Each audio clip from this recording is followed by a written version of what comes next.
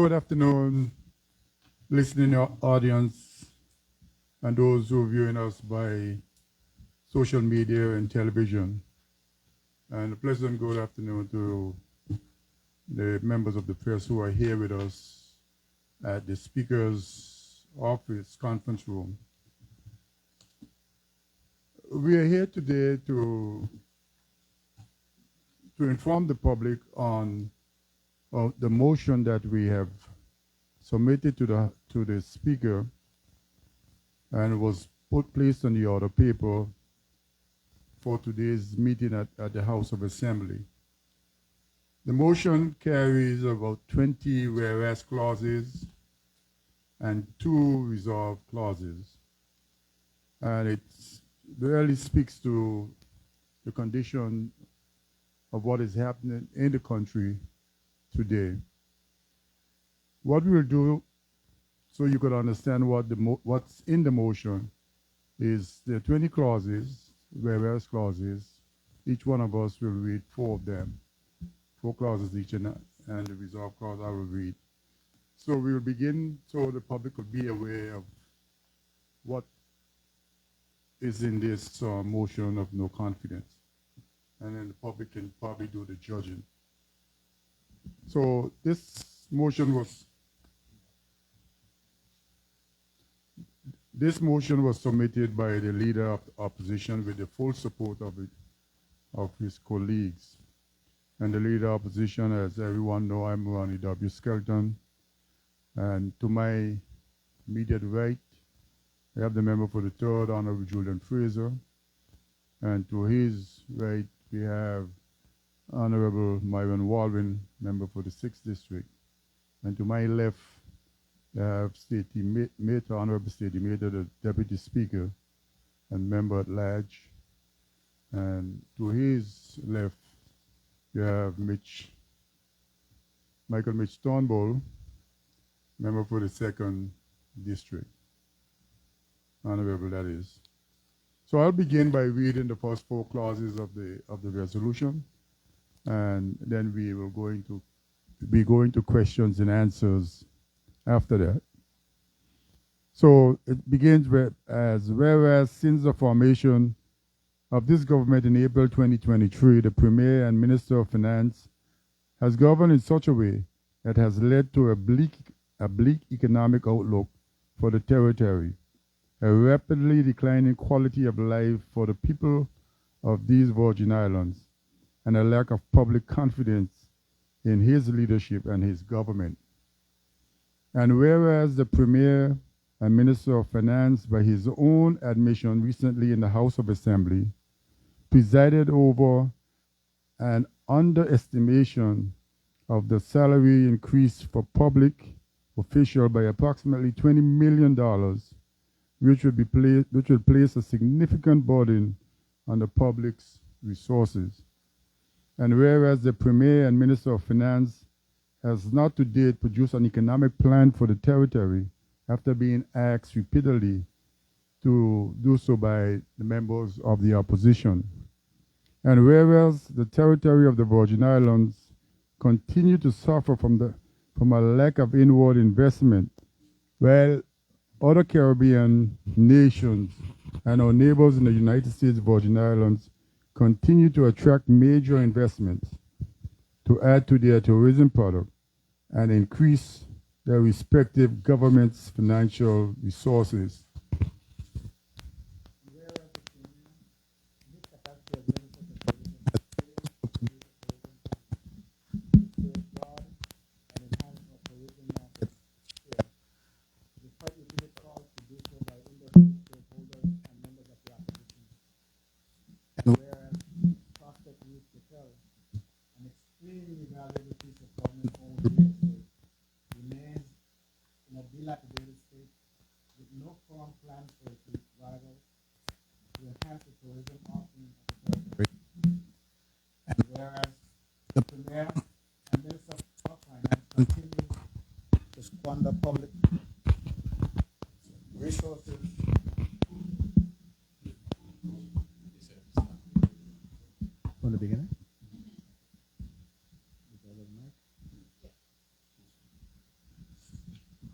And whereas the Premier, in his capacity as Minister for Tourism, has failed to produce a tourism plan to safeguard and enhance our tourism market share despite repeated calls to do so by industry stakeholders and members of the opposition.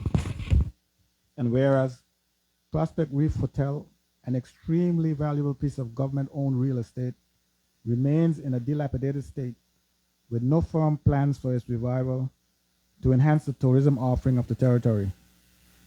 And whereas the Premier and Minister of Finance continues to squander public resources on matters that bring no financial return to the people of the Virgin Islands, including his non-stop party following the inaugural flight of American Airlines from Miami to Beef Island, the recently held failed Virgin Islands Music Festival 2024, the constant international travel by him and his colleagues, compliments of the public purse with no results to show.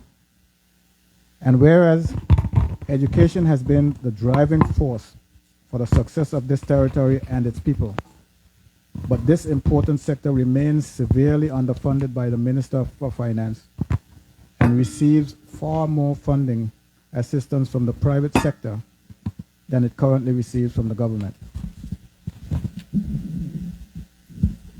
And whereas small businesses, legitimate farmers and fisher folk, etc., which suffered the effects of the hurricanes Irma and Maria, the COVID-19 pandemic, the effects of the war in Ukraine, and other global and local shocks, have been unable to access funding and other capacity building opportunities through the National Business Bureau due to a lack of funding being allocated to the Ministry of Trade to assist them. And whereas the agricultural industry continues to be neglected by this government, which was evidenced by the admission of the Junior Minister for Agriculture that the government has no plan for the development of the industry. And whereas the Premier and the Minister of Finance and Agriculture had the perfect opportunity during the recent schedule of additional provision number 1 of 2024 to arrange funding, as strongly encouraged by members of the opposition to do, for the farmers who lost their crops during the recent passage of Tropical Storm Ernesto, but he refused to do so. And whereas the minimum wage in the territory was increased without ensuring that all the necessary mechanisms were in place to prevent a hike in the cost of living generally, that the disposable income of those persons who should benefit from the increase would be enhanced, and that the financial health of already struggling businesses, which were not properly consulted, would not further be compromised. And whereas the public assistance program is not effectively and efficiently meeting the needs of the most vulnerable, elderly, unemployed, indigent in our community due to the lack of proper restructuring of the Social Development Department to take on this new task, with approximately $1.7 million allocated in 2024 for public assistance, but only $600,000 was spent thus far. The lack of updated legislation to enable the staff at the department to ably assist the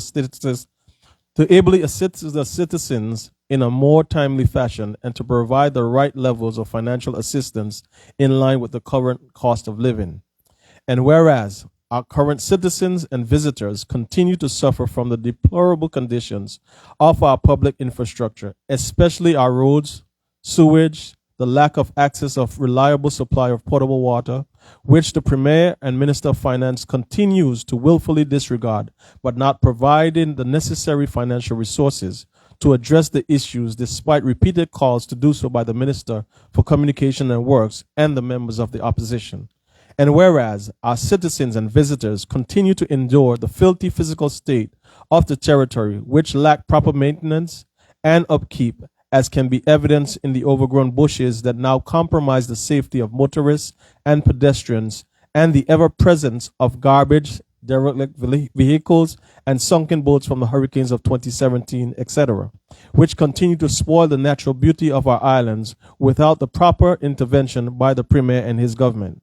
And whereas criminal activity, including murders and other gun crimes, robberies and burglaries, continue to rise, causing significant social and economic problems, and to date, the Premier and his government, which two of the government members of the National Security Council have not produced a comprehensive crime reduction strategy to mitigate the situation.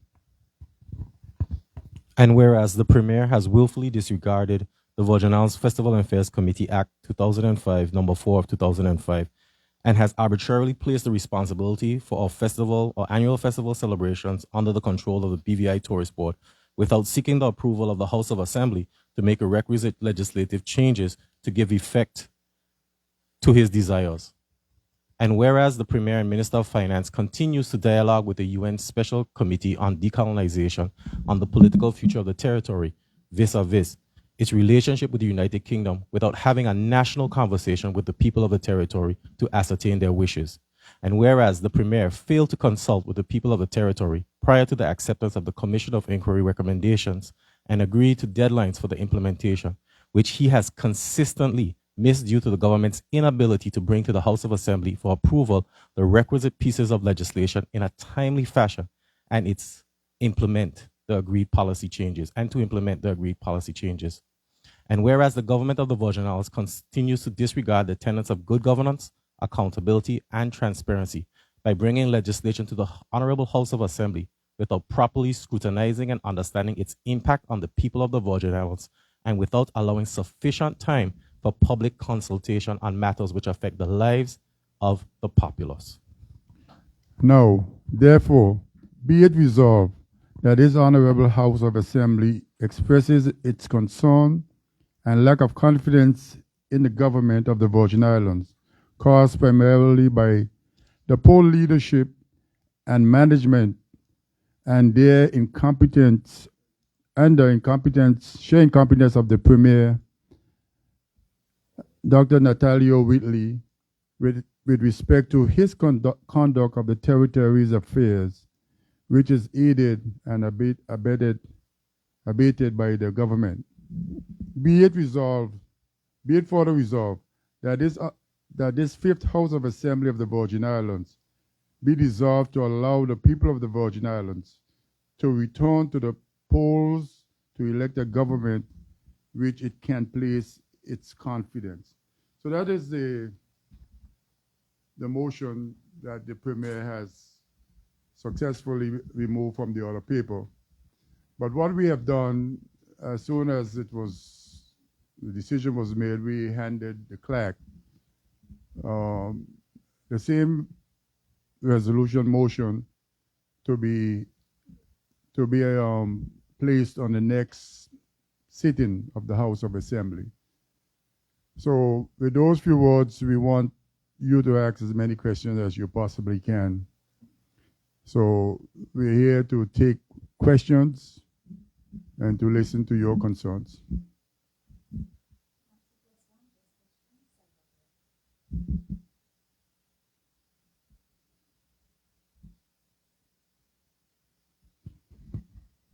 I'm going to start with these three. Yeah? When is the next sitting? I can't say when it will be, but this sitting here gonna go on for probably the next 2 to 3 weeks. So it won't be in this particular sitting, it'll be another one? Another sitting, yes. So this motion can end up all the way next year? No, I don't think so, because there is a budget. You have to deal with the budget, so the next sitting it has to be on. How successful do you think the motion?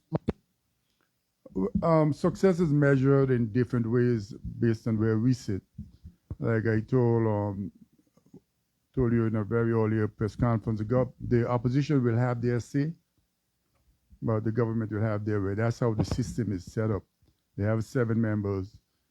If we don't persuade one of those members to basically change allegiance, then it will not be as successful as you would like it to be. But the public will be quite aware of what is happening in the country and what probably the next steps needs to be. The only people that can remove the government from office besides what we're doing is the people. Right, so that was then my next question. What are you going to bring people along? How can the people help you to see this successful outcome? One thing that we have been discussing is from after this failure or not being successful, we will be going to each district in the country, each area, and try to garner support. Because I don't think the country can continue to operate the way it's going. Interject, Cindy. I think, and good afternoon to the people of the Virgin Islands and to the media. I think one of the important clauses in the success of such a resolution or motion is the members of opposition. The process is the members of the opposition will move the motion, it be seconded, and then the debate. So each one of the 6 of us in the opposition would have a chance to debate and give our perspective based on the concerns that have been raised by our constituents and by people in the country on the issues surrounding. And it will be very hard, based on these 20 plus whereas clauses, for the people of the Virgin Islands, including those in the government, to disagree with the things that are being said and being placed to them by the members of the opposition, while they would blindly, some of them will blindly support the Premier as they did with the $20 million blunder. We are hoping that at least one of them would have the conscience, as a member, at-large member spoke about, to understand the country is bigger than them playing party politics or being loyal to this fault, following the Premier and his continuous blunders and mistakes. Yes, if I can add to it. We took the time to read out the resolution for a particular reason. We wanted to be placed in hearing of persons. And regardless of your political affiliation, because one of the things that we must always bear in mind is that we are Virgin Islanders first. This is our home, regardless of our political affiliation. And regardless of what side of the political spectrum you reside on, when you read these clauses, you would have grave difficulties, except if you purge your conscience, to not agree with what is in here. What is in here is what is on the minds of every single citizen in this country. And as an opposition, we have a right to bring those matters to the fore. How can you help? You can help because the country is made up of districts. Every single district has a representative. Speak to your representative about these matters and hold his or her feet to the fire. When you are driving on the roads and you see what has happened over the weekend, a civic organization, civic-minded, hoping and thinking they're doing something good, went out and did some filling of the potholes, only to hear that now they're going to dig them up. So the same energy you have to dig them up, you didn't have the energy to put down the necessary asphalt or different remedial works that were needed. When you go home and you can't get water to bathe. And then we mentioned here, which was one of the things that happened in the House today, the issue of this technicality.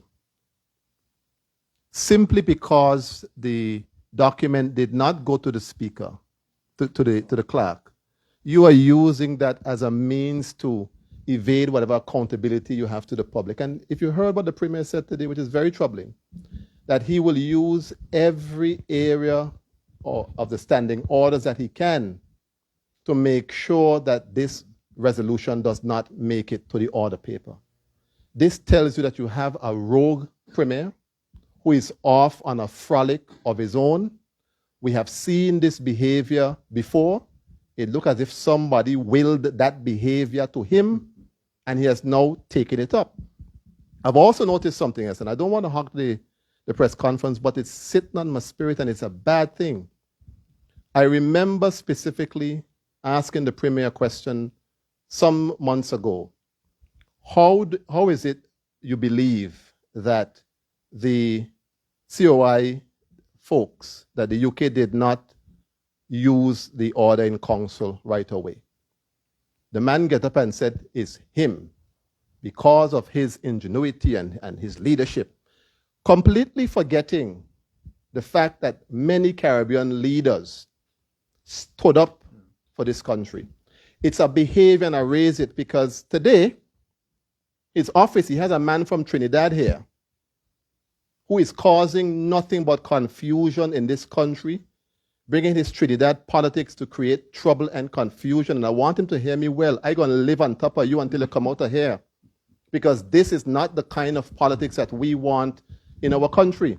He's being paid $10,000 a month on the public's purse just to be a spin doctor for the premier. So today he sends out a graphic where the premier is saying that we want to bring this motion after he done clean up the mess, legislative mess, that was brought by other governments and even some of us who are in the government now. And when I read that, it hurt me to the core. I'll tell you why. Because the premier himself, when he brings his bills to the House, has no idea what is entailed in those bills. And many of its members are rather worse. There was one female who spoke today who is always absent from the House. I don't know where she finds her voice from now, because she never comes to the House of Assembly. She doesn't read any bills. She knows nothing of what is going on. It is this opposition that has assisted and helped the government to pass all those pieces of legislation. And for him to turn around and suggest that he cleaned up our mess, to me, is so disingenuous. Even in his last press conference, he thanked everybody for moving things along, except being magnanimous enough and decent enough to thank the opposition for the work that we have been doing in moving the matter forward. I have a lot more to say, but I'm going to let some other members speak. I could only add to what the member for the 6 is saying, because sometimes with all of these COI bills, it's 6 of us, sometimes 5 of us, and 3 government members. And if we don't do any, if we are not there, then the effect of these bills on the people of this country and this country will be worse than you could ever imagine. So we just can't walk away and not knowing that we're going to hurt our own people and our own selves. So it's a difficult place we are in, but we have to do some of this.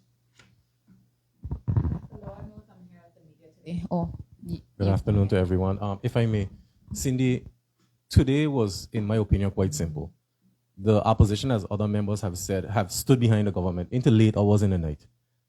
When they do not have a quorum, they've called on us. Can you be there? Will you be there tomorrow? Even this afternoon, will you be there tomorrow? Are you coming back inside? Because they need us in order to get certain things done. So as members who are committed to the country, we try to put the country above ourselves and above what might be going on in terms of politics. But today was a strong display of politics. You have an individual in there who is the premier, who has consistently said that people are after his job, who's consistently said that people want to sit where he sits. But he has the seat.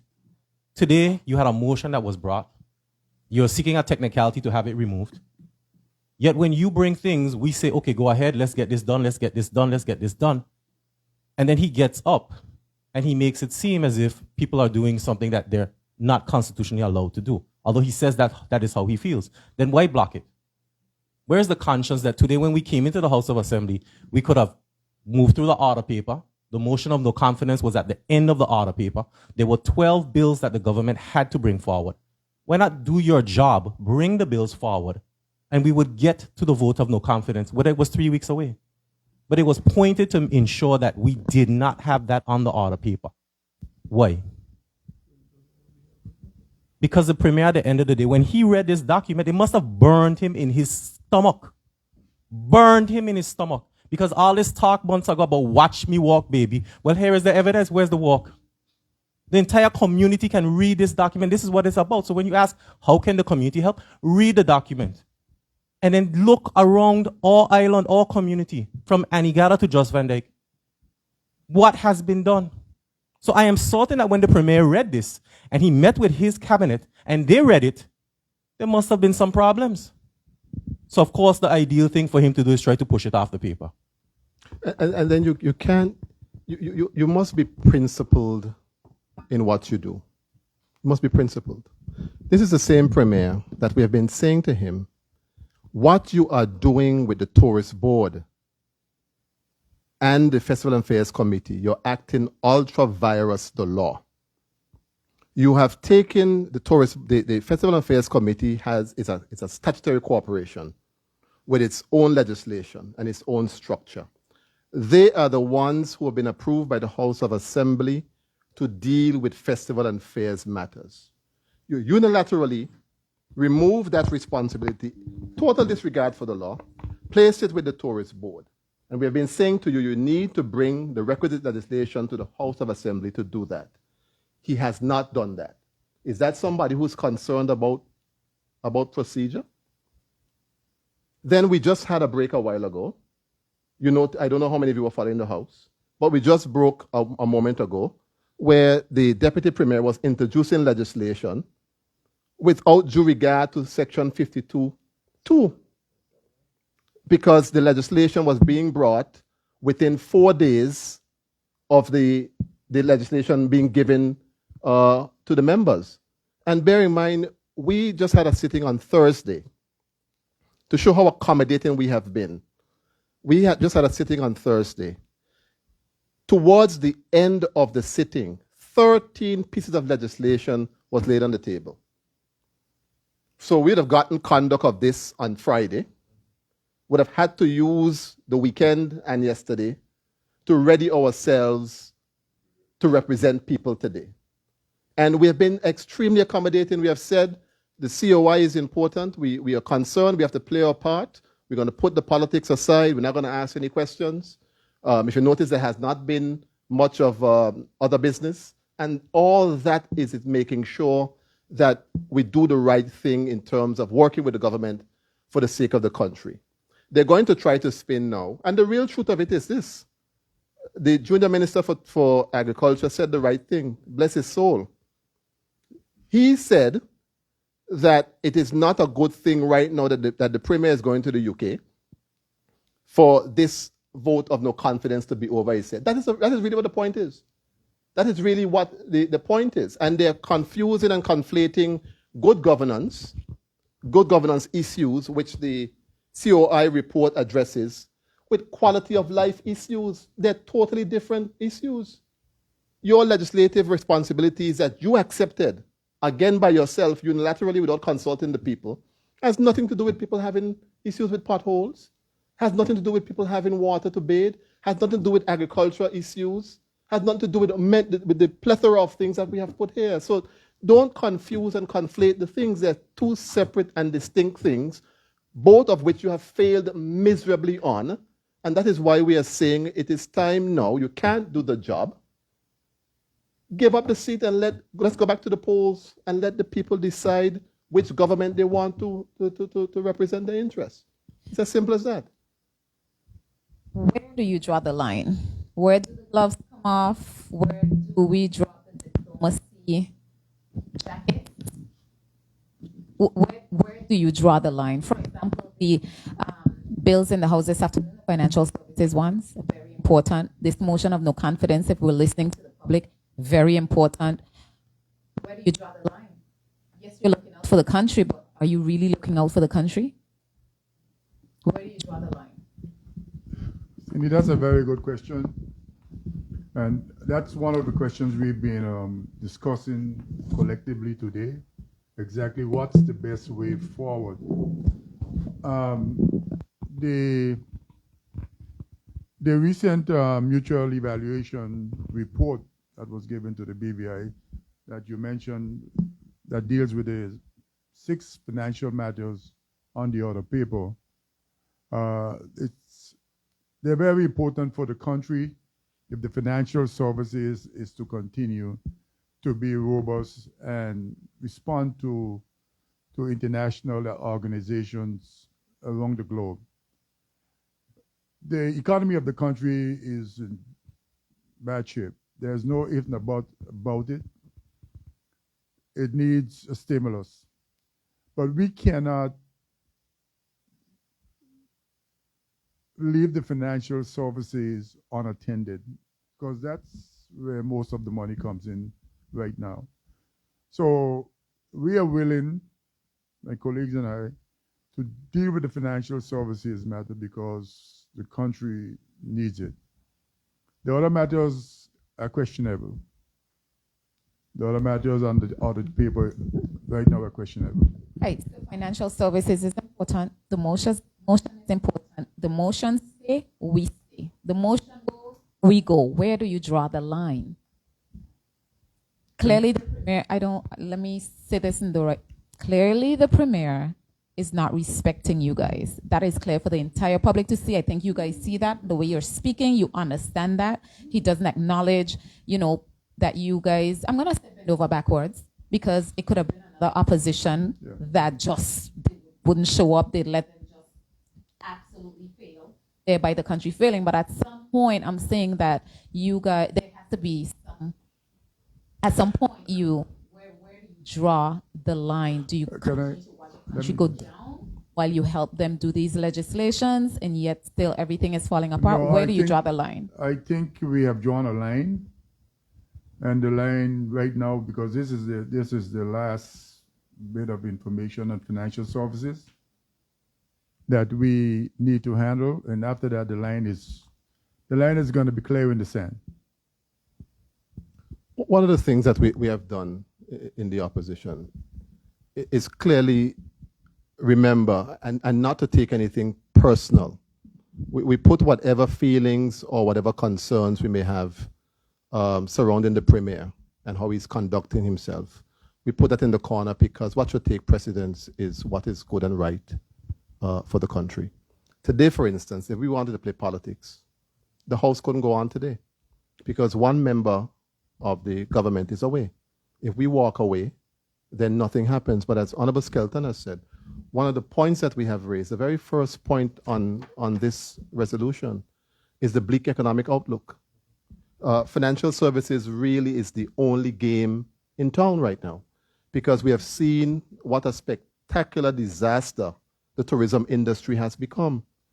Now, how do we then turn around and bring a resolution speaking about the bleak economic outlook, but then when the financial services bill, which is very important to the BVI's survival, comes up, we're not present.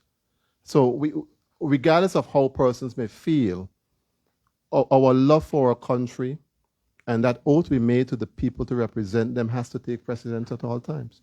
So even when we finish here from this press conference, we're returning to the House because those bills are important. If it was something else, we may not have gone back, but we're certainly going to go now because we see how important financial services is to the lifeline of the country. Cindy, for me, and I agree with the members, leader opposition member for the 6th and all the other members that sit here. The line and the gloves for me are off. I have said to this premier, the last one and the one before him, the UK ministers, 3 of whom I've met, that anyone or thing that gets in the way of the progress and development of the people of the territory becomes an enemy of mine. You have seen now, and I've seen it before, so that's why you see me a little bit more antsy. Because when we were in a unity government, Honorable Penn and I, we saw it when we came down to close to the end. The very premier got up and said the unity government had served its purpose. But if we weren't paying attention in the unity government, the country would have been taken over a long time ago. And now you have another set of people who are all holding for positions and power. They're talking about us trying to get power. They're holding for positions and power when the courageous thing for one of them to do was say, Premier, you're wrong.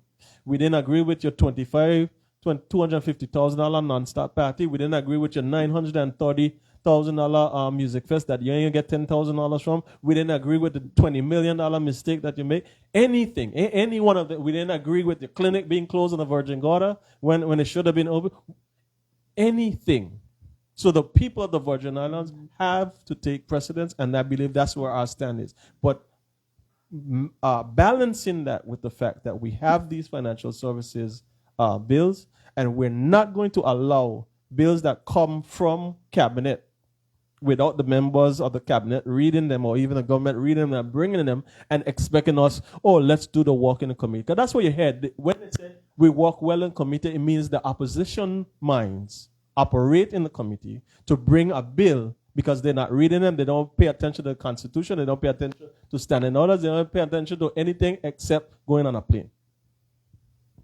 My last question. Are there any other options that can be taken to remove the government other than going back to the polls? Can the House of Assembly be reshuffled in any way for the Constitution and election laws? Are there any other options? Well, from my experience in the BBI, I haven't seen it. I know if you're only in an election and there is problems, in other words, 6 months or a year into an election, the governor could ask a group of people to get together and be the government. But those governments don't last long because you're not accustomed of each other, and there are conflicts, and eventually they end up to be worse than what you remove. So a lot of time it's better to go back to the polls. Back in 19 civil government, civil omni government, 78. When they were trying to remove him from office, he resigned, and once the premier resigns, all the ministers disappear. So there's no government. Yeah, 86. Yeah, it got to be all later because 70. I wasn't here. Yeah, it got to be 86. So yes, it's possible for a governor to say, turn to the elected members and say, "Can you guys form a government?" That's possible, but I'll be for the people. Choose who the government's supposed to be. Yeah. Good afternoon, gentlemen. If the motion to call a vote of no confidence today in this sitting would have been successful, would that not have delayed the final implementations of the COI recommendations? Not necessarily. It means that if it's successful, it means somebody crosses the floor. And you can have a minority government, and the COI recommendations are so important to some of the things we're doing. So it might not have affected it. You know, it will have happened that the opposition will have had a lot more powers to do what needs to be done. The other thing is that if you examine the order paper, the resolution is at the end of the order paper. So which means the substantive matters, financial services and the COI, remaining COI matters, would have already been dispensed with by the time we got to the resolution. So there would not have been an issue. In response to that, Mr. Walwyn, would the governor not have to have signed off on those bills to have them enlisted as completed? Let me answer the question regarding had the motion been allowed and it carried.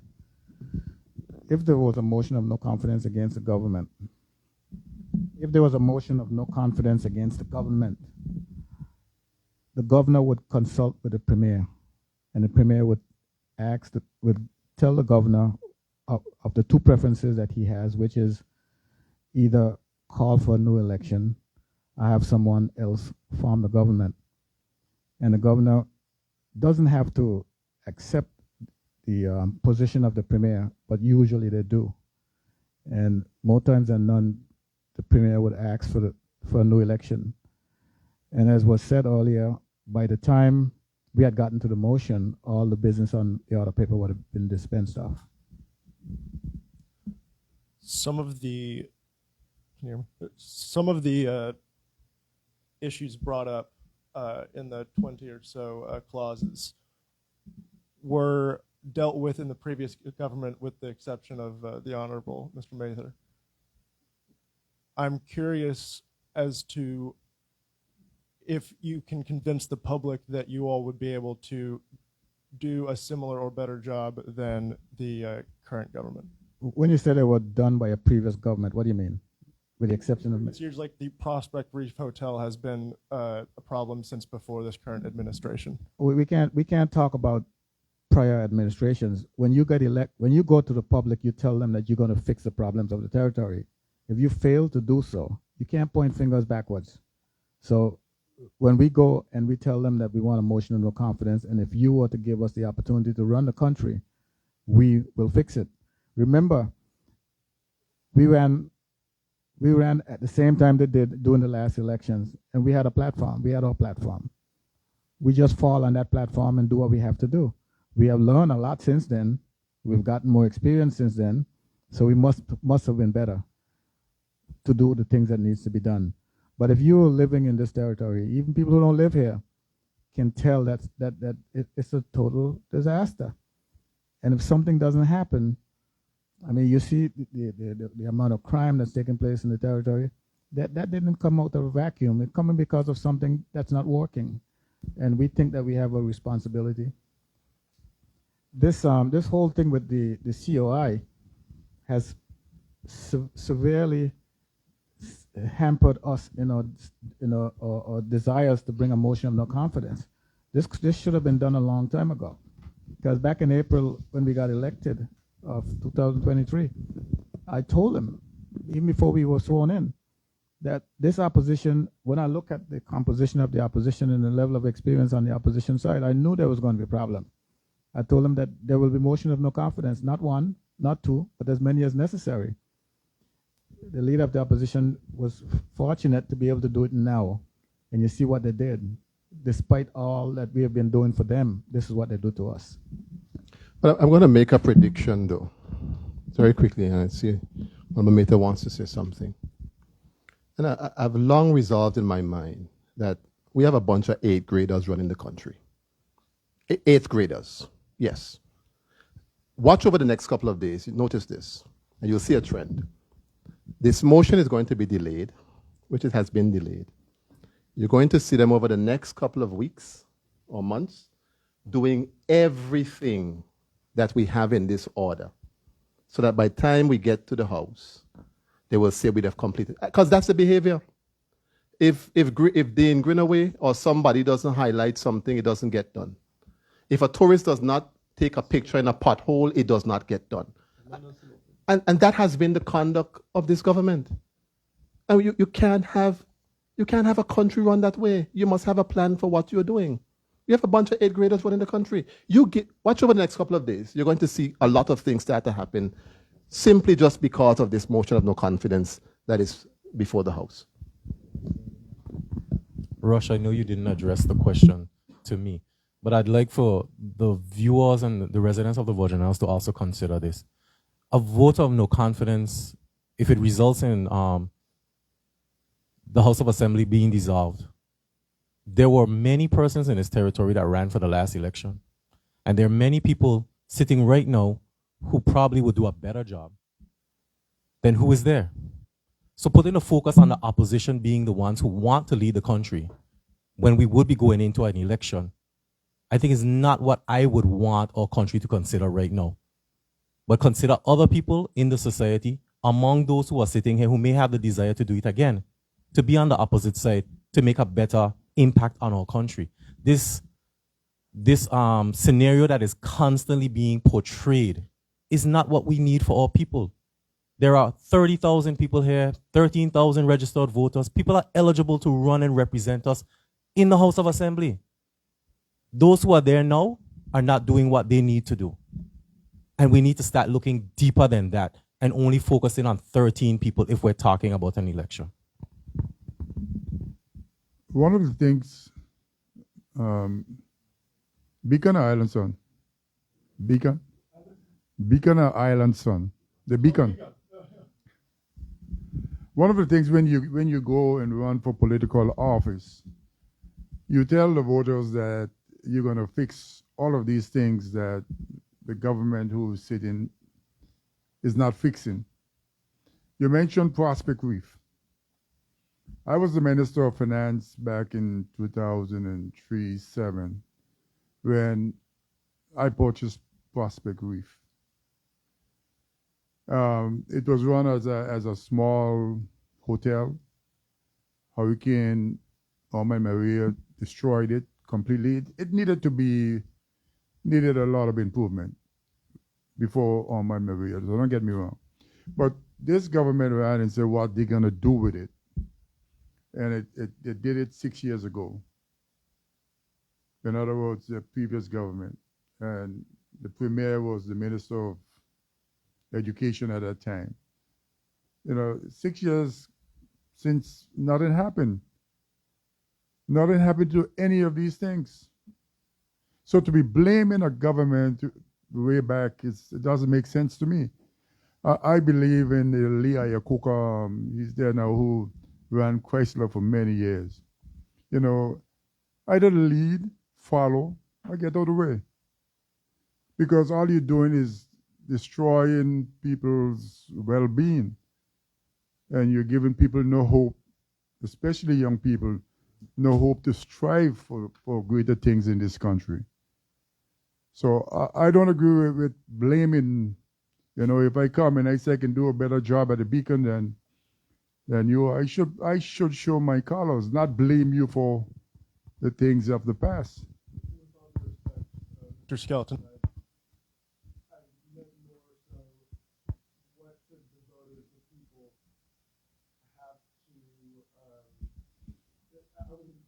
Yeah, no, that's okay. Okay. Yeah. I understand we get anyone out of the way. Go ahead. You have a couple more minutes. Mr. Turnbull, you first said you'd hope someone would come across the aisle and join y'all. Any of y'all could answer this, either percentage or however. Do you think that's a possibility or even something that's a likelihood? I said, just to correct, I said maybe, and hopefully the conscience of those on the government side would weigh in above political affiliations or the power that they sit in. Remember how this government was constituted. Everybody was given a ministry. And the first step they tried to do is appoint a deputy speaker from the government side, which constitutionally couldn't work because a minister can't serve.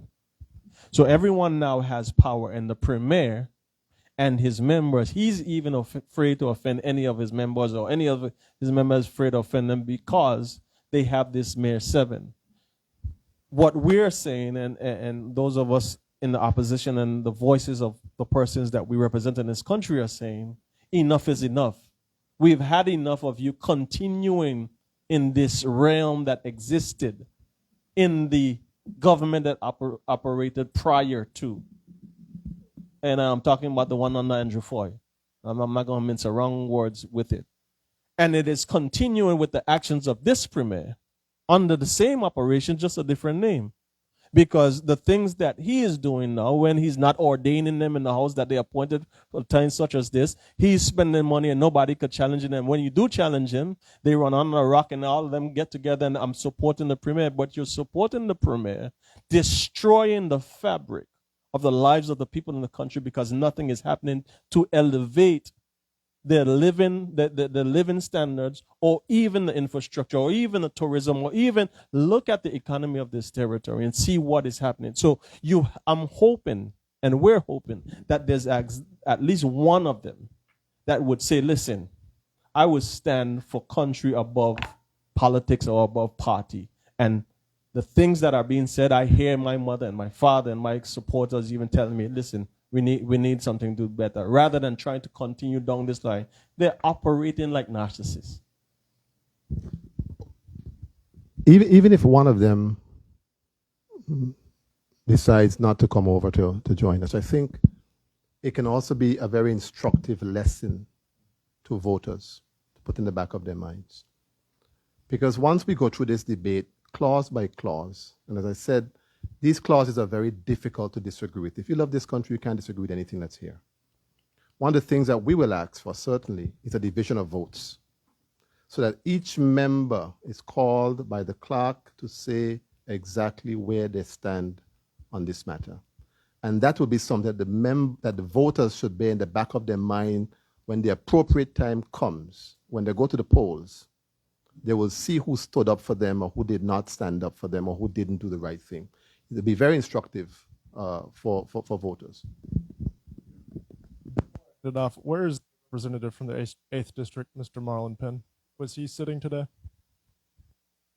No, he was attending a conference overseas.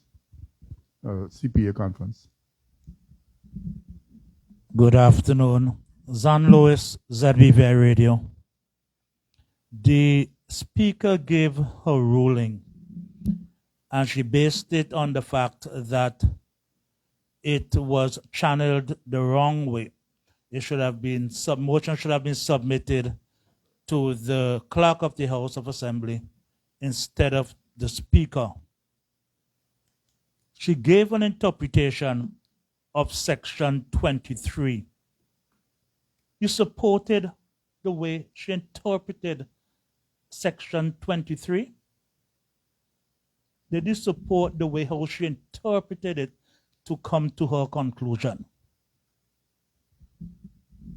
I must say I understand what she was saying.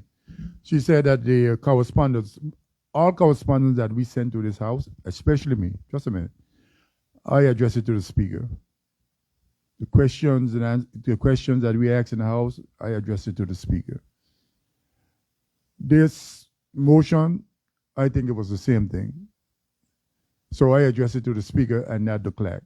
So based on the reading, a reading of the section 23(1), yes, the letter was addressed to her. So, And if you were to check all the correspondence, all the business that was conducted in this house since its inception, you would find that what took place today is not an aberration. It happens all the time.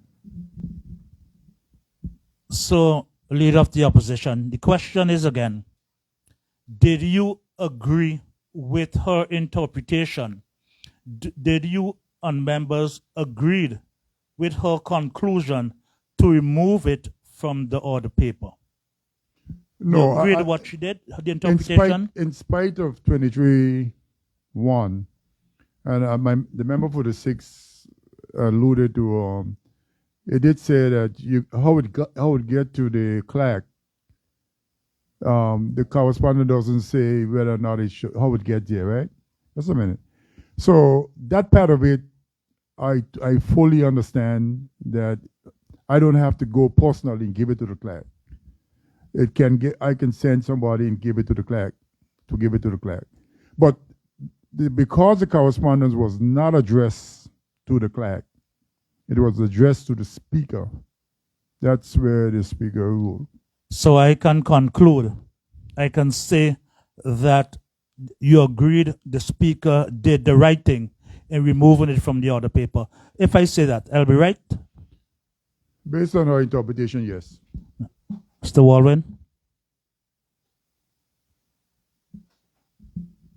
I have the greatest respect for the speaker. I think she's doing an awesome job as speaker. And whatever her ruling is, whether we agree with it or not, I think her ruling has to stand, and that's all I would say on the matter. Mr. Walwyn, you all spoke about the whole issues, a number of bills being, I think it said 13 bills were indicated to be for today's sitting as a result from last week's sitting, just in a matter of days. It was wrong, according to what you all are saying. What you are saying, it was wrong to do so. And I believe you are saying it's wrong. Is it based on the standing orders that you are saying that with the government doing this, they were wrong to do so? Are you basing this wrong on the standing orders? And if so, if you are basing it on the standing orders, why didn't you all then stood up or stand up at the time and say that what you all, what the government is doing is wrong and not go along with it? Well, I'll answer the last part first. I'm sure throughout the debates you would have heard every member around this table speak about the fact that legislation is being passed, things are happening, and the people of the country have no idea what is happening. This is what we were referring to. As a matter of fact, the very last clause in the vote of no confidence says, and whereas the government of the Virgin Islands continues to disregard the tenets of good governance, accountability, and transparency by bringing legislation to the Honorable House of Assembly without properly scrutinizing and understanding its impact on the people of the Virgin Islands and without allowing sufficient time for public consultation on matters which affect the lives of the populace. That is what our concern is. Yes, the standing order allows you to be able to do that. If you bring it less than 4 days, then you can you can make a motion, and obviously they have the majority. But when you look at the spirit of what we're supposed to be doing, the whole issue of good governance, the fact that we're representing people, that there should be time between first and second reading and so on so that the public can understand and give feedback. The public is being robbed of that opportunity. That is where our concern resides. Because I don't think you can stop randomly on the street and ask anybody now if they know what is entailed in those 13 pieces of legislation that's coming before the House. Nobody would have seen them or read them. Because the time that is needed for that public consultation. We're just ticking boxes and moving along. And the country is moving ahead, but the people are not moving along with the country. That is where our concern really is. Instead of just expressing a concern, can you do us, apart from speaking, can you, in light of the steps that are taken now against this motion to take it off the order paper to basically stop it, in that situation where we're talking about, apart from just speaking, was there anything else the opposition could have done to avoid that from happening? Well, keeping the public in the dark. The opposition has been doing. That is the very reason why, even though we are complaining, we still go. Because we cannot take the chance to leave these things to them. They have already proven that they have no idea what they're doing. We have seen it. They don't read the bills. They don't understand the bills.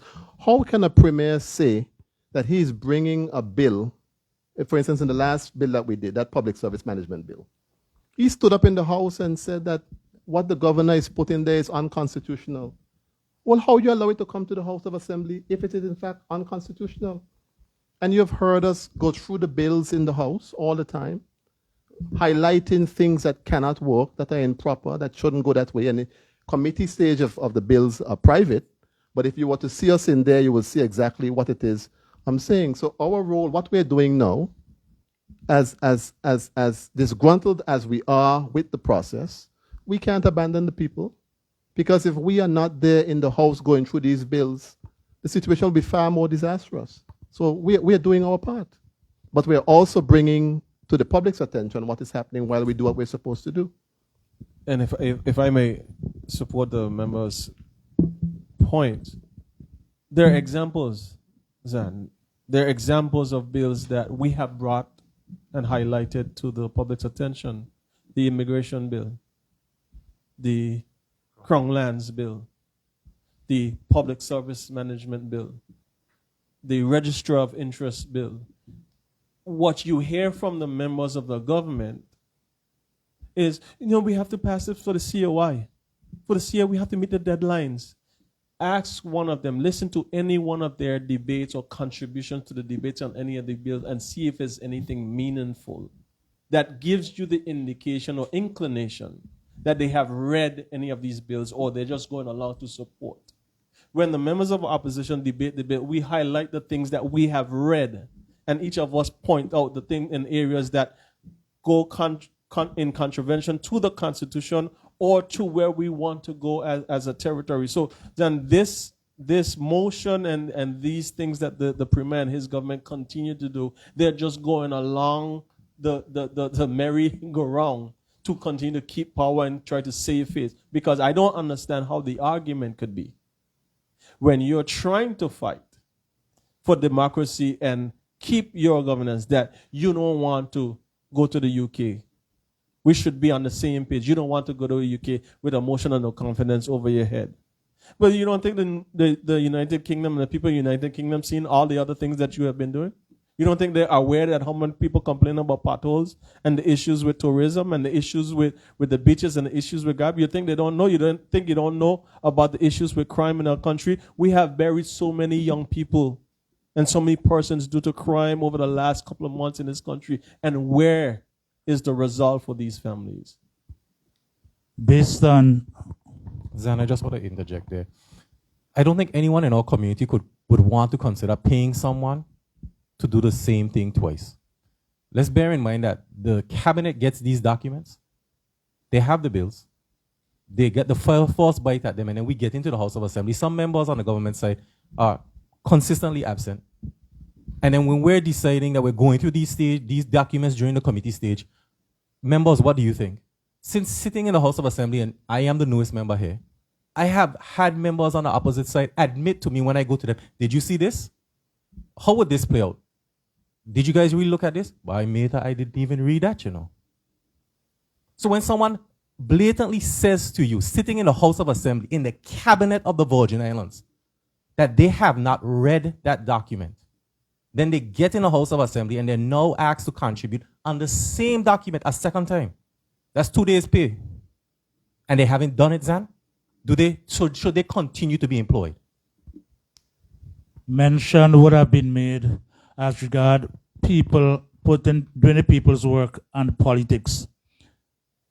When you bring in a motion of no confidence before the House against the government, do you all normally sit down and consider whether now is the right time or now may not be the perfect time? How do you conclude? How do you come to a decision? Yes, the bad roads and so on, but there are claims about what the country has been doing at this time, the urgency of the COI and so on. Do the members of the opposition normally sit down and decide this is the perfect time to do so, to bring a vote of no confidence, or this may not be the right time in the interests of the people of the territory? Then I think we brought the motion of no confidence at the right time. Let me see if I can explain why. You saw the actions of the Premier today.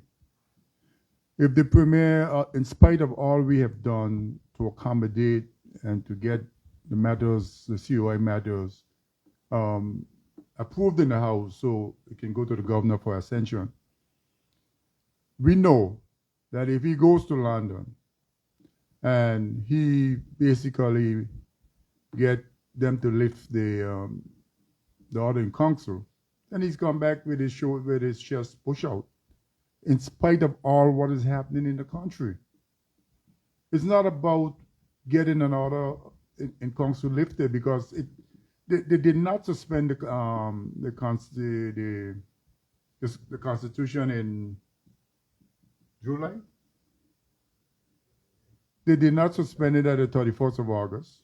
And they're not going to suspend the Constitution. Because we as a legislator is trying to do the things that will stop them from doing exactly that. But if he goes and come back, you know, the motion of no confidence will be not as effective as it is today. So this is the right time. We sat and we wanted to bring it before. But, you know, some of us believe that we make promises to sit with the government to make sure these things are done because they believe in us. So we got that done. We suspend acts and questions. I don't know if you noticed. And we made an agreement with them. If we suspend acts and questions, you cannot come in here making no statement. And so that's what we did. Finally, when you made a statement a while ago in terms of when they brought the motion, you were hoping someone in the government side may put aside political affiliation and join the opposition on the quest. Were you targeting any particular person? Were you looking at any particular person? Would you have seen any person in the government side best suited to join with the opposition at that time? And the last question is, Mr. Walwyn, who is this Trinidadian you're talking about? What's his name? Let me answer first, because then the member for the six can probably take the last question. We were targeting the two backbenchers and the four ministers in the front.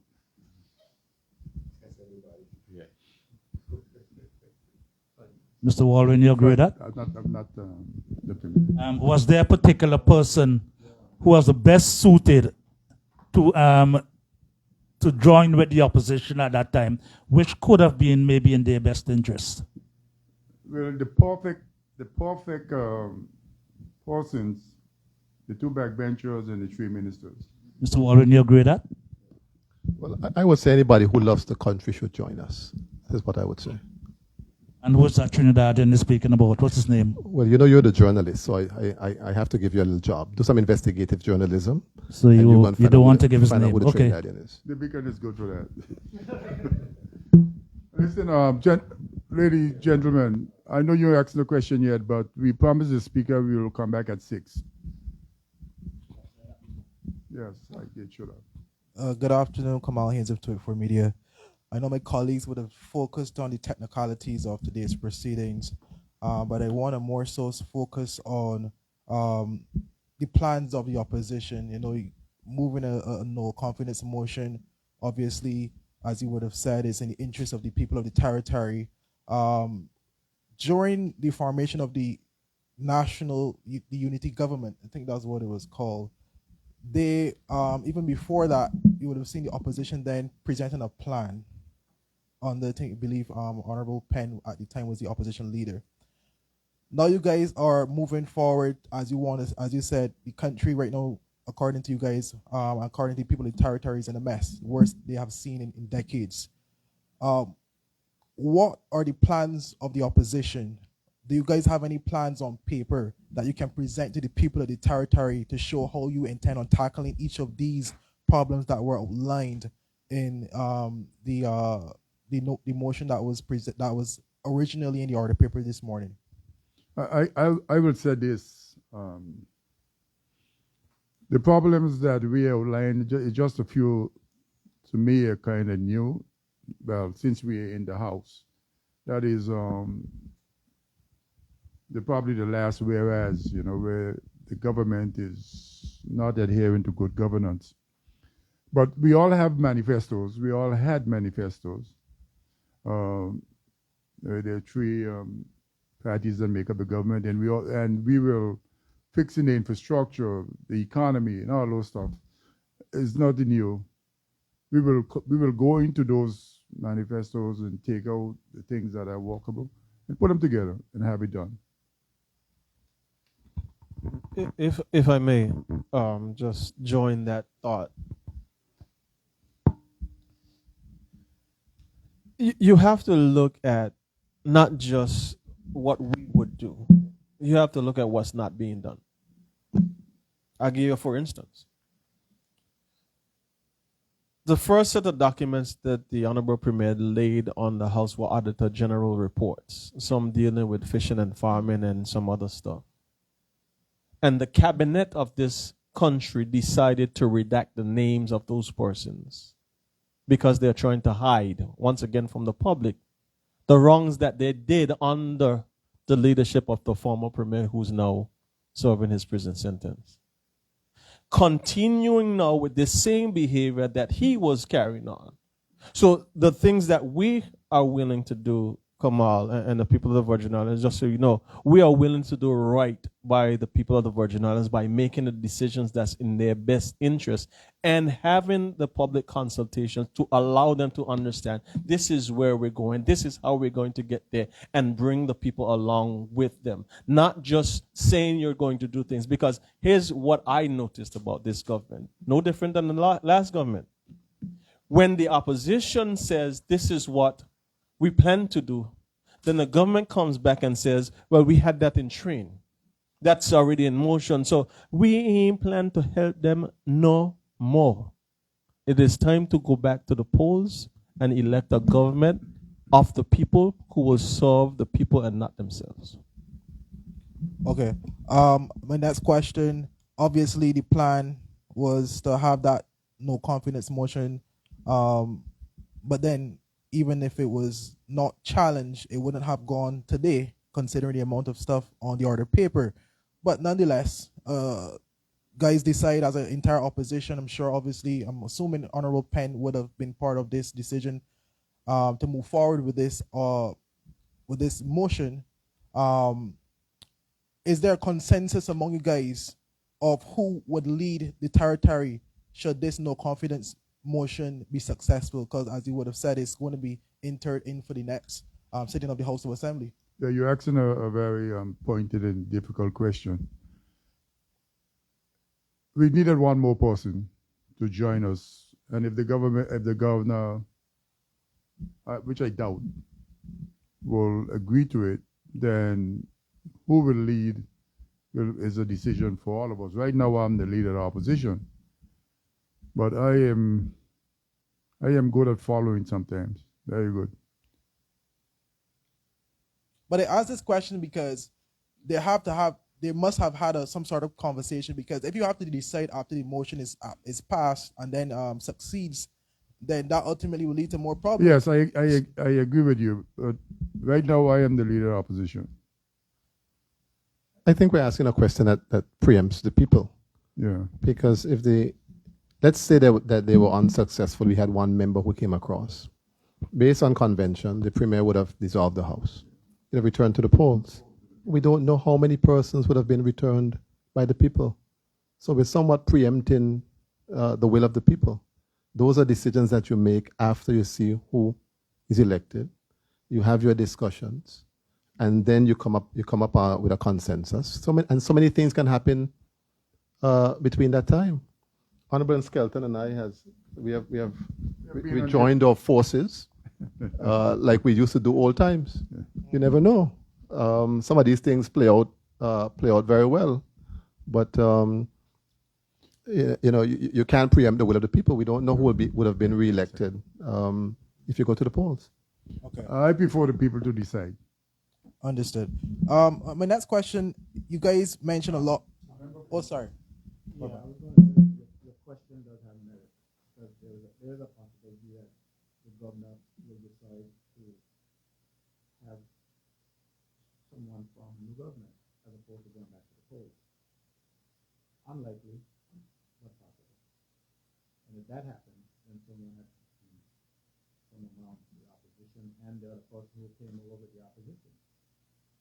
You can't say yes, because the person who came over from the other side might have demand that we make well meet. So we don't know. And just for clarity, I would have only asked that particular question because one of the questions among residents, especially following last election, would have been who would lead the territory, and that was obviously before Honorable Lorna Smith would have made her decision. But the question obviously there was then who would lead the territory, considering how the structure of the political parties following the election. So that's why that question was asked, because persons are okay, well, should we move with in the direction of the opposition to have this no confidence motion follow through and pass? Then who can we foresee as our next leader? That's why I would have asked that particular question. And it's a good question, but you have to sometimes look where narrative is being fed from. The narrative is being fed from the government. And if you hear the premier, when he goes on Tola Radio, see like how we have a press conference now? You're going to hot up Tola Radio tomorrow and so on. That's how we behave, right? So he goes up there and then he spiels. Everybody wants to be the premier, as if the job is his. Somebody will that job to you. Every single person in any job, in any profession, in any organization, should aspire to be the top of the organization. It is not personal power for anybody. So that information is being fed from somewhere, regardless. And we've seen before. Look, for instance, you had the unity government in St. Kitts. Before their issue, they had 2 terms. Well, after you've been to St. Kitts, during that time when they were there, they did a magnificent job as a team together to move the country forward for 10 years. So whatever the composition would have been of the opposition if we were to win, we would work it out. And certainly the results would be a lot better than what you're seeing now. I can say that for sure. Okay. Kamal, if I may echo, I think a lot of the residents in the BVI are concerned about whether or not the opposition is working together. And I want to say that when we first got elected, there were some issues. But I can honestly say that we've come together. And the scenario that played out last election, if someone on the opposite side may be willing to come over, I think political maturity would be where we would be at and would bring us to a point of selecting a leader in a sensible way that leads our country to where we need to be. And if perhaps the scenario plays itself out, which happened last April, and we find ourselves with a member who's willing to sit with us, I think we will be welcome to have that member come over and converse with us. Gentlemen, we need to take the last question. Yeah, this is my final question because I have a colleague. Okay, ask your question. Go ahead. Okay, my final question before I hand over to my colleague.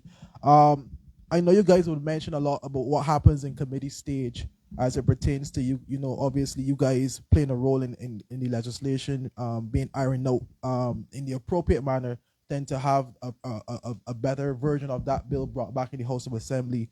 What is your take as it relates to having the committee stage being made public for the residents to be able to view, similar to how we see the proceedings in the House of Assembly? I would certainly welcome it, because I think that is the only way, very quickly, and to be able to get the members of the government to read the bills. Because then when the public is viewing and seeing who's making contributions as we go from clause to clause, I think at the end of the day, we'll have legislators who take their job of passing laws more seriously. So I'll be pleased to see that happen. Yeah, I think. Kathy Richards, The JTV time is News. coming. Kathy Richards, JTV. I'll just ask one question with two parts, and that's it. Given what you know and are seeing, do you think that this territory is broke? Yes or no? Could you say what, given the scenario, let's say the scenario, these 6 persons on the opposition gets into government, is re-elected by the people, not preempting anything, but just a scenario, where would they find the money from to do with expediency the things that the people of the territory are calling and crying about to be addressed? The main ones being water and sewage, infrastructure, which includes the roads. Thank you, Kathy. I will attempt to answer some parts of it.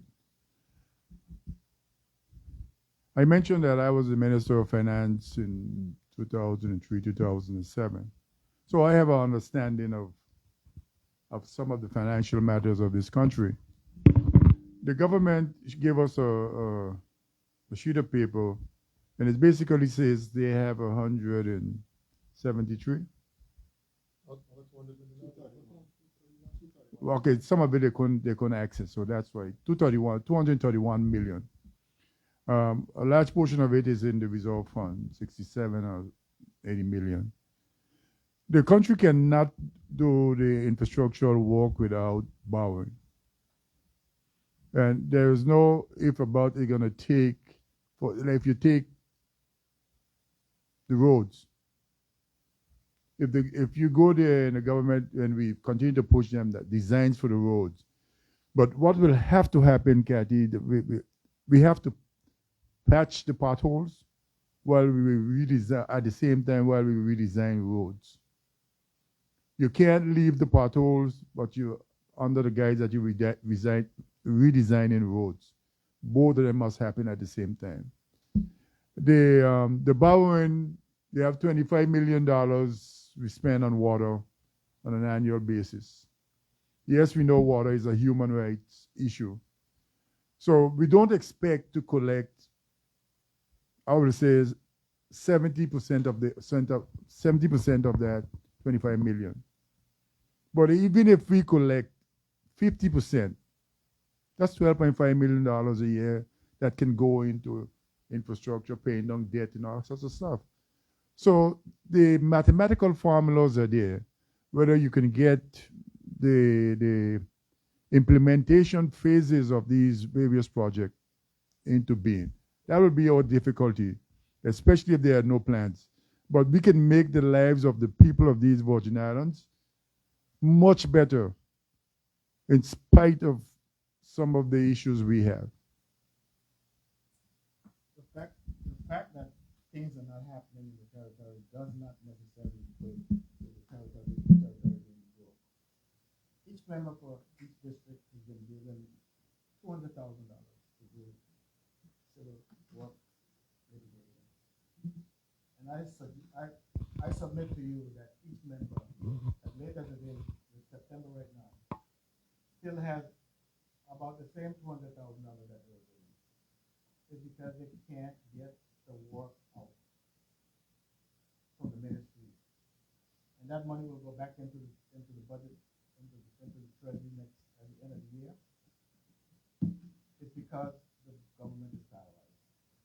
And I will not be a part of any government who does not subscribe to the theory that we must invest in developing the territories infrastructure.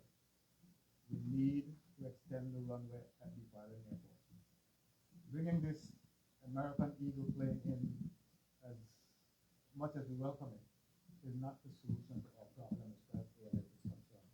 We still have to go to St. Thomas, Puerto Rico, to get out of Venezuela and back.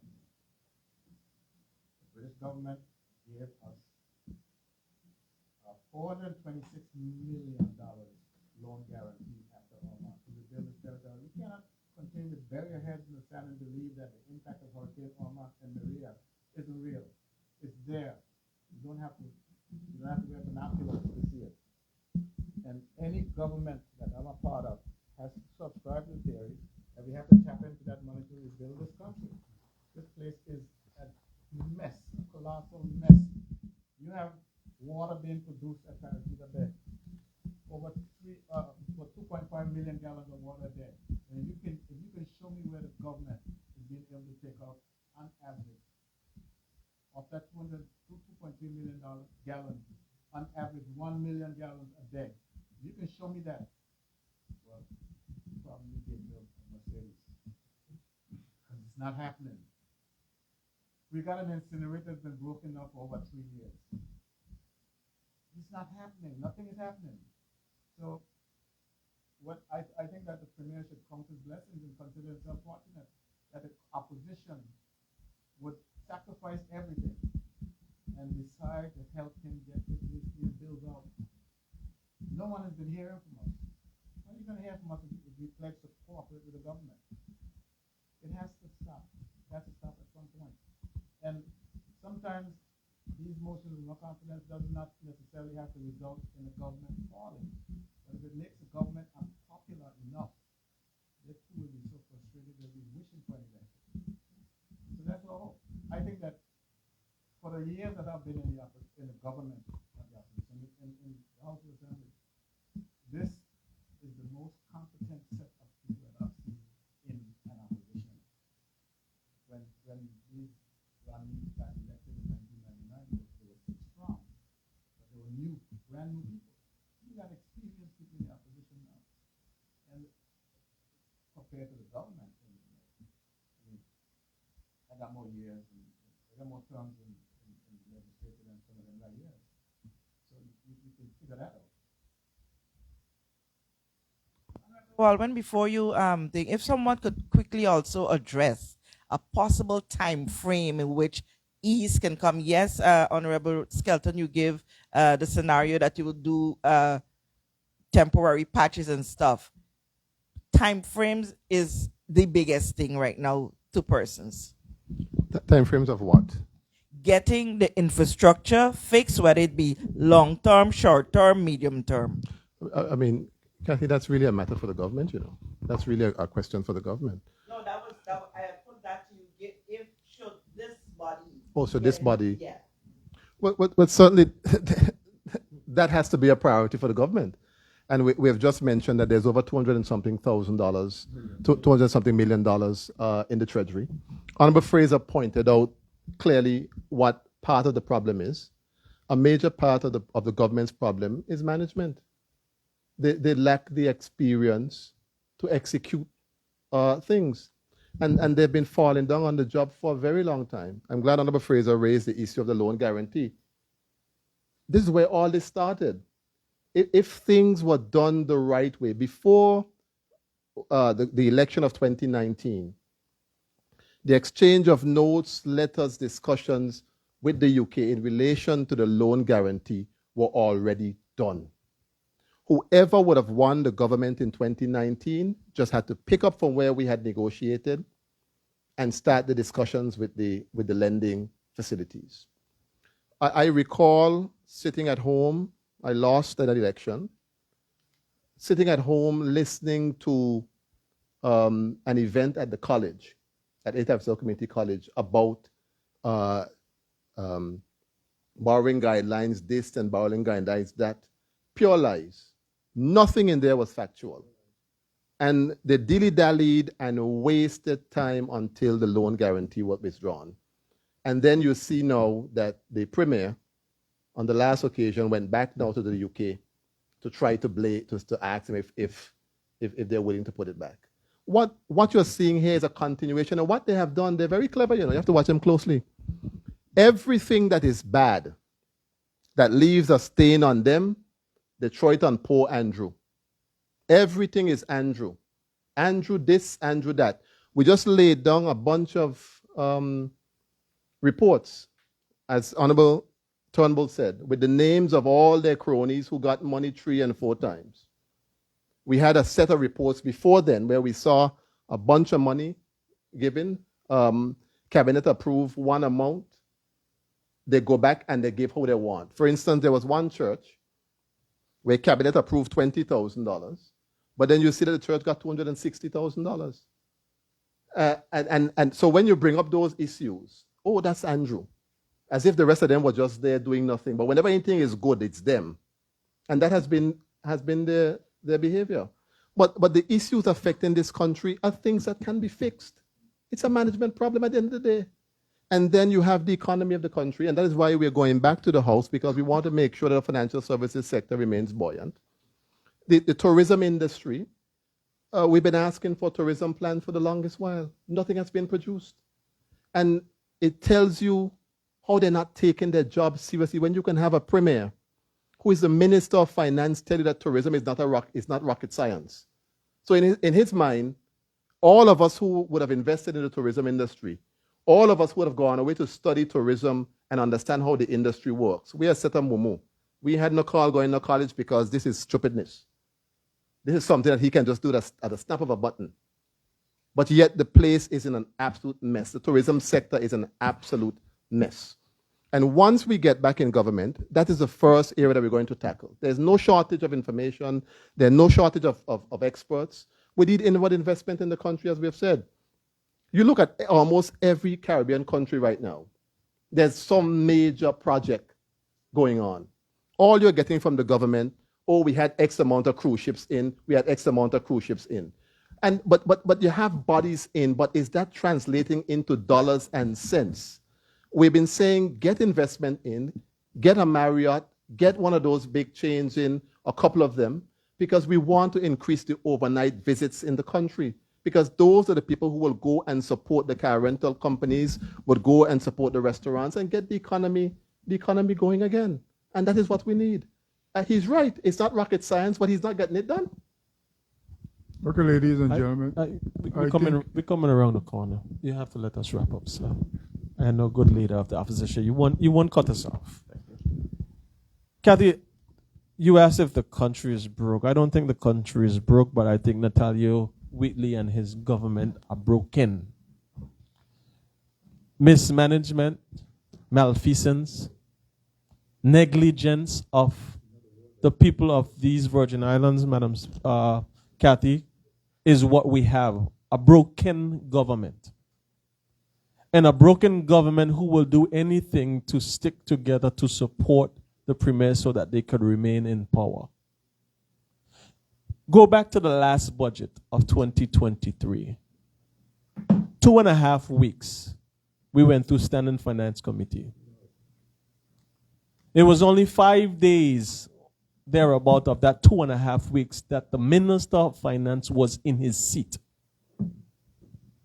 You understand what I'm saying? We were passing a budget, but the Minister of Finance, who's supposed to negotiate with his members and prioritize things, was not in the country. We were here in this room. You go forward now to where all this mismanagement is happening. All these systems are being eroded. And Honorable Walwyn touched on something. When the 2019 elections happened, because they did care to read and understand and they were following blindly like they are now, they started to erode systems and got us in the very mess that we are in the COI. Come forward now, the same thing continues. Eroding the systems of government and good governance with tourist board and the festival committees to be able to do what you want to do, but it's causing more harm than good. So anytime you put members of the opposition to run this country, you have members who understand, who read, who have been proven in their track record. Outside of politics, my background is finance, marketing, and business management. So when you start to hear me digging about the $20 million when I was asking the financial secretary if there was enough money, and my members on this side were telling me, Lord, leave it alone, Mitch. Now you come to find out it's $20 million. And the premier challenged the member for the 6 and said it's $13 million, not $20 million. But I want to say something to the people of the Virgin Islands. The premier cut spending, cut hiring, he cut in travel, and he cut in this and in that. And he's now accumulated that to be $7 million. So he says not $20 million, it's $7.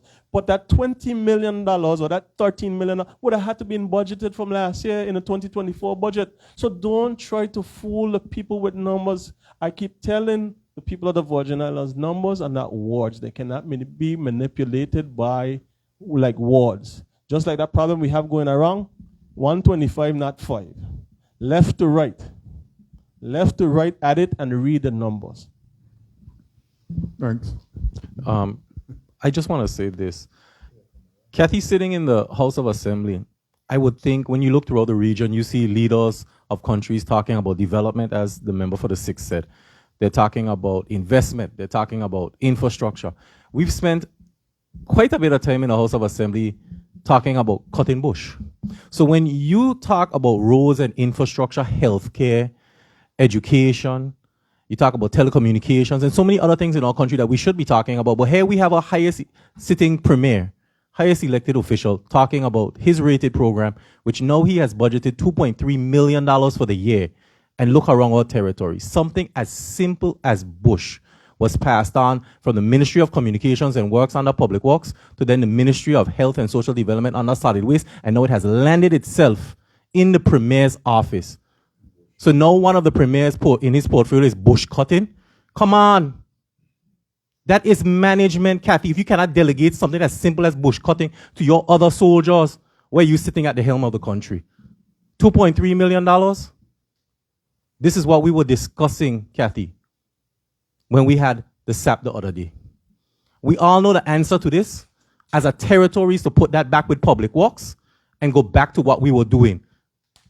But all Public Works, if we look at it for infrastructure, if Public Works is revived to do what it did in the 1980s and 90s, people who live in the country know Public Works would run in and they would patch, and then we would go and we would design, we would cut bush, we would do things.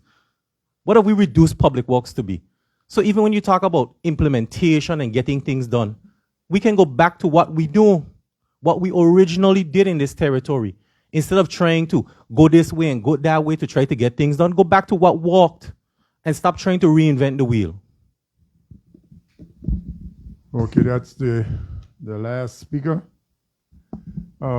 Ladies and gentlemen, members of the media, those who are watching on social media and listening to us on probably later on television, we want to thank you for staying with us and paying attention to what we are saying. Our country is in serious, serious problems. And we are not saying that because we are members of the opposition.